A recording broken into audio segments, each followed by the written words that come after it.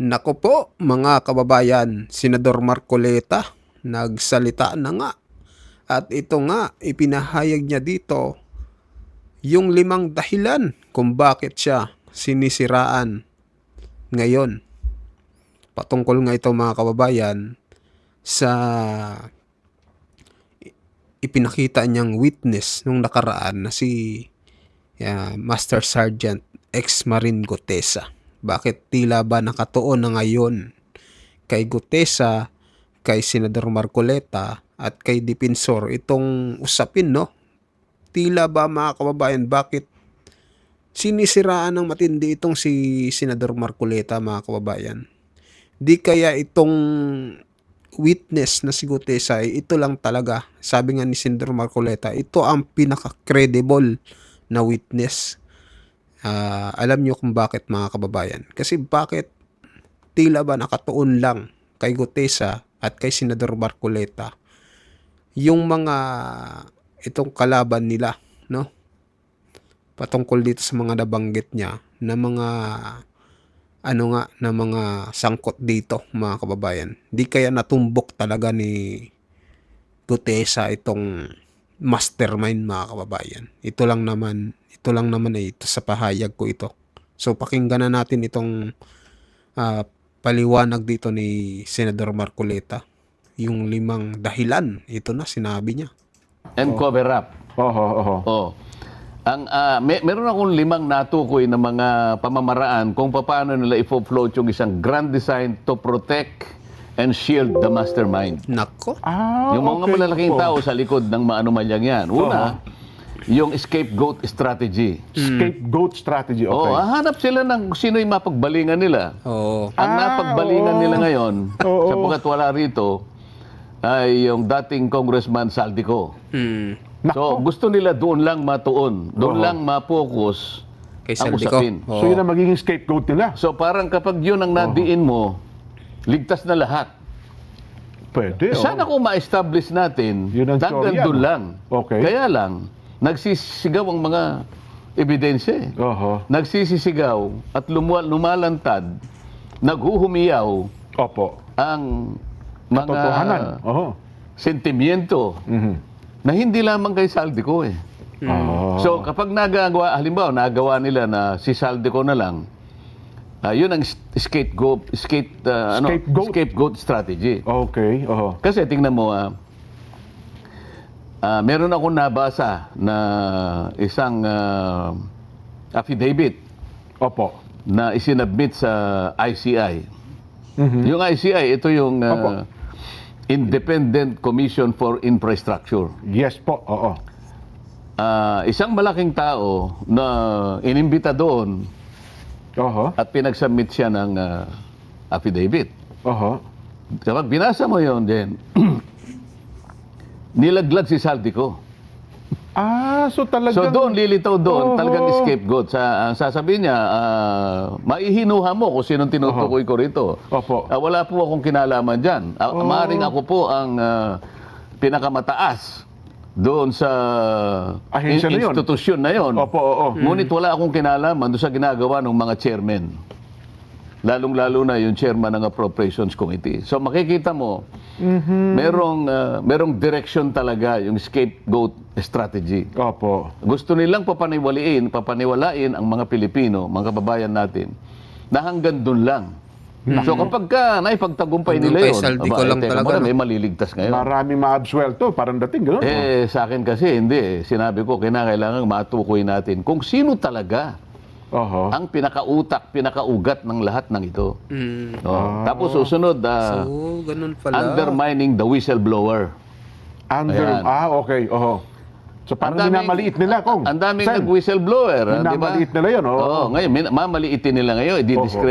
Ang pinaka-classic na example ay yung Orly Gutesa. Yan, opo. Ayan, di ba? Opo. Kasi, ang importansya nung sworn statement ni Gutesa, siya lamang ang natatanging testigo na lumabas doon sa pagdinig na yon, na kumonekta kay Saldico hanggang kay Martin Romualdez. Opo. Yun ang distinction. Kaya medyo nagulantang sila ron. Oho. Lahat ng paraan ngayon ginagawa para i-discredit si Gutesa. Ma-undermine, totoo nga. Oo, nakita mo, nagumpisa sila sa notaryo. Yan. Oho. Tingnan mo, may nagsabi pa maski na sa Blue Ribbon Committee, talagang ikinagagalak nila yung gumawa rin ng pagsisiyasat yung presiding judge Manila. ng Maynila. Opo. Napatunayan daw na talagang peke yung Pirma ni Espera. pirma ni nung abogadang nagnotaryo. Oho. O pagkatapos na nila ma-establish nila yon, fraudulent ka yung statement. Sinundan ng gano'n. Oo. Oho. Unang-una, hindi man lang nila pinag-isipang mabuti, maaari ngang hindi pirma yun nung inaakala ni Gutesa na nagnotaryo sa kanyang dokumento. Mulat sa pool naman talagang peke yung pirma. Hindi talaga Oo. yung attorney. Oho. Pero hindi man lang nila sinikap na puntahan, pwede naman nilang puntahan ituturo naman sa kanila. Saan pa kayo nagpanotaryo para makita natin sino ba yung nandyan? Yan. Kung oho. hindi yung pumirma, sino yung nandyan? Oho. Hindi kasi hindi natin pwedeng tanggapin sapagkat pinaka-imposible yun na si Gutesa, siya yung mismo nga hanap ng mga libro nung nagnonotaryo para makita niya Yung huling kung anong pahina, ilalagay niyang document number. Yes po. Makukuha lamang yun doon sa pinaka-libro nila. Yung notarial register nila, sunod-sunod yun magmula sa number 1, 2, 3. Sa pagdaan ng panahon, dadami yung nagpapanotaryo. Opo. Doon sa panahon na si Gutesa ay pumunta ron, nasa 500 plus na yun Opo, pati Halimbawa lang, yung pinanotaryo ni Gutesa ay number 522 na yun. Opo. Page halimbawa 125. Saan makikita ni Gutesa yun kung hindi sa mismong libro nila na nandun sa loob ng kanilang opisina? Tama. Oho. Pagkatapos, dinakita ko naman rin Ni Gutesa yun. nakita ni Gutesa. Oho. Palagay mo, nagkaroon ng milagro, nakita ni Gutesa yun. Yan. Saan niya kukunin yung stamp pad? Ayun. Para i-stamp niya doon sa pinakahuling bahagi Oo. para lumitaw lahat yung notarial details. Oo. At saka yung sa lugar ng nagnonotaryo Mhm. Yung kasi dahil Maynila yon, merong isang maliit na stamp na kailangan itatak din, opo. Tapos itatatak mo Manila. Nakuha uli ni Gutesa yung gano'n. Nako, oo. Naitatak ni Gutesa. Oo. Pagkatapos, nakita pa ni Gutesa kung nasaan yung dry seal. Yung dry seal ng attorney. Nako. At siya mismo yung nag-dry seal ng gano'n. Ano? Yan. Oo. At saka niya ipinirma halimbawa. Oho. Kunwari si Gutesa na lang ang Ang gumawa ng lahat ng yun. Oo. paano magagawa ni Gutesa na hanapin yung notarial register ng taong sumisinop doon? Opo, oo. Meron mo yan. Merong custody doon sa libro na yon. Paano pinahiram sa kanya kung pinahiram man yung, hindi ba? Opo. Kung hindi pinahiram, sapilitang kinuha ni Gutesa para sa ganun ay magkaroon ng tatak. Merong dry seal. Palihim niya lahat ginawa yun. Hindi oo. ba? Oo. Parang ang hirap paniwalaan Ngayon, Oo. kung halimbawa hindi nga pirma nung abogada, maaaring hindi niya nga pirma, pero Totoo. ang pinakatotoo rito, Oo. meron kang itinalagang tao dyan Oho. na kinasangkapan mo, kausap mo, palagian, sapagkat nandun na sila sa Book 8 Opo. Pang-8 libro na nga po nila, Sen. Oo. Isipin mo na lang, yung Book 1 halimbawa, 1,000 na lang Ang pahina, ang pages. 1,000 dokumento na lang yun. Oho. Sa mga tweet, yung Book 1, meron ng 1,000 documents ang nanotaryo nila. Oo. Nung Book 2, 2,000 na. Oho. Nung Book 3, 3,000. Book 4, 4,000. Book 5, 5,000. Book 6, Book 8 na Opo. So papalapit na sa 8,000 documents Mm. Sino yung pumipirma roon na itinalaga mo? Kung hindi man ikaw ang talagang pumirma roon. Oho. Dapat bali na, ngayon, ito naman Blue Ribbon Committee, hindi man lang nila pinatawag kung sino yung taong nandoon. Opo. Di ba? Paano nakuha ni Gutesa? Sino yung nagpahiram kay Gutesa nung dry seal o kaya yung stampad? Oho. Kung a-assumein natin na si Gutesa lahat ang gumawa ng lahat ng ito. Totoo. Sino pong nagpapanotaryo sa ating bansa ngayon? Oo. Pumunta po kayo sa mga lugar na kung saan meron pong City Hall. Halimbawa, Quezon City Hall. Kaya RTC, ano, O yan. kaya sa Manila. Oho. Ano? Hall of Justice, mga ganyan. Napakarami po niya nakapaligid dyan. Oho. Lahat po na nagpapanotaryo, dyan pupunta, dyan tutungo yan. May dala-dala silang papeles nila at yan ang ibibigay dun sa kung sino man ang makakaharap niya ron. Tama. At pagtatatakan lahat yung kung ilan yung dokumento niya at saka siya magbabayad. Meron bang isa sa kanilang nagpapanotaryo ang magpipilit na sabihin na bago siya umalis, Sir, ma'am, Oho. pasensya na po, bago ako umalis, ay gusto ko pong malaman kung kayo po talaga yung pumirma rito. Kayo po ba yung, kasi po nakalagay rito, Attorney Espera. Ayan, oho. Kayo po ba ito? Kayo po ba ito? Oho. Halimbawa, sinabi niya, pakipirma niyo nga uuli ito, baka hindi po kayo ito eh. Nako, oho. Meron ba taong magsasabi ng gano'n at magpipilit at uusisain niya na yung pumirma talaga ay yung nakita niyang taong nandun? Mukhang wala pang ganun, sir. Ngayon, hindi man lang nila, sasabihin nila ngayon, na kung merong taong itinalaga kung sino man yung abogadang nagtalaga nun, o diyan ka, para ito, pakinabang natin ito, isip-isipin mo, napasa siya 2021 lang. Bago nga lang po eh. Book 8 na siya. Oho. Yung law office namin dyan, ang tagal na nun, baka yung book 1 hindi nila Hindi napuno pa at saka natatapos. ayaw na nilang magnotaryo kasi hindi yun ang talaga kinabubuhay ng aming law office eh. Totoo po. Nangangailangan lang kung minsan ay talagang mabilisan may pagnunotaryo. Kaya lang siguro maaring maglagay kami ron. Pero yung talagang para yun ang gawin naming ang hanap buhay na, hanap buhay, hindi yun eh. Hindi yun, yes po. Itong abogadang ito, iyon ang kanyang hanap buhay. Kaya nga may mga branches sa Senate, di ba? Ngayon sasabihin niya, maaaring hindi mo pirma yon. Pero sisiguruhin ko sa'yo, kung nakikinig ka, Atty. Espera, Nako, yari ka. tao mo yung nilagay mo doon. Kasi hindi ka abot sa pang-8 libro.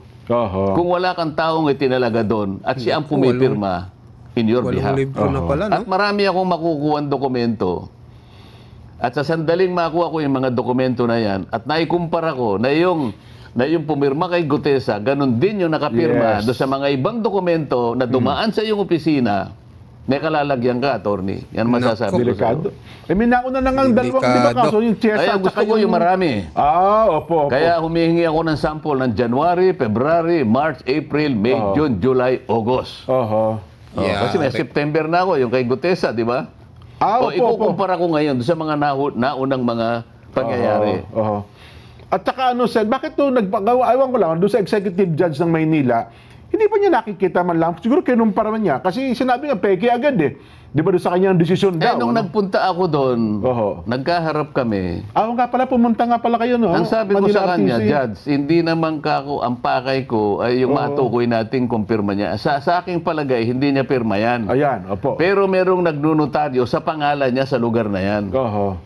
Ang gusto ko lang sanang i-request sa inyo, kung papayag kayo, makakuha ko ng ilang piraso ng mga ninotaryo niya sa Yung mga iba pa. nakaraang panahon. Ayan. And sabi naman niya, Senator, ano po, pagka ganito po kasi ang nature ng request, sa Supreme Court Supreme po Court kayo pala yun, pupunta. dumaan. Oho. Hindi naman ako nagpilit, yun pala yung tunturin. Opo. Hindi, nagpasalamat ako sa kanya. Pero alam niya from the beginning na yung aking pakay, magkumpara lang ako. Opo. Kasi maring hindi niya nga pirma yun. Pero pumayag siya na isang tao ang pipirma para sa kanya. Oho. Yan ang katotohanan dyan. At sa sandaling ma-establish ko yan, at talagang gagawin ko yan, ngayon pa lang, hindi kita tinatakot, Atty. Espera, may kalalagyan ka.